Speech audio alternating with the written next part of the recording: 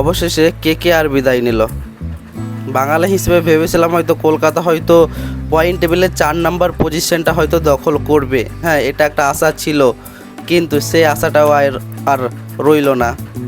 কেকেআরের বিদায় কিন্তু বাঙালি সমাজ মেনে নিতে পারছে না, কারণ আইপিএল ঘিরেই আমাদের পশ্চিমবাংলাবাসীর এই কেকেআর ঘিরেই কিন্তু পুরো আইপিএল, এবং আইপিএল ম্যাচ মানে কেকেআর মানে আইপিএল।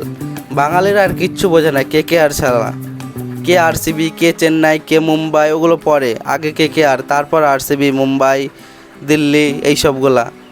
সত্যি খারাপ লাগছে। কলকাতা নাইট রাইডার্স যেভাবে শেষের ম্যাচগুলো জিতে আসছিল, ভাবলাম হয়তো পয়েন্ট টেবিলে 4 নম্বর পজিশনটা দখল করবে, কিন্তু শেষ রক্ষা হলো কই। ওইদিকে রাজস্থানের দুর্দান্ত জয় পাওয়াতেই কলকাতা তো মানে ওখানেই ম্যাচ শেষ হয়ে গেছিলো। তারপরে দিল্লির সাথেও শেষকার ম্যাচটা ধরে রাখতে পারলো না কলকাতা নাইট রাইডার্স। হয়তো ভেবেছিলাম রাজস্থান ওই ম্যাচটা যদি হারে তাহলে কলকাতা হয়তো একটা ভালো রান রেটে জিতে 4 নম্বর পজিশনটা দখল করবে, কিন্তু সে আশাটা আশাই থেকে গেল, এবং বাঙালিদের একদম মানে হৃদয়ে গিয়ে লেগে মানে পুরো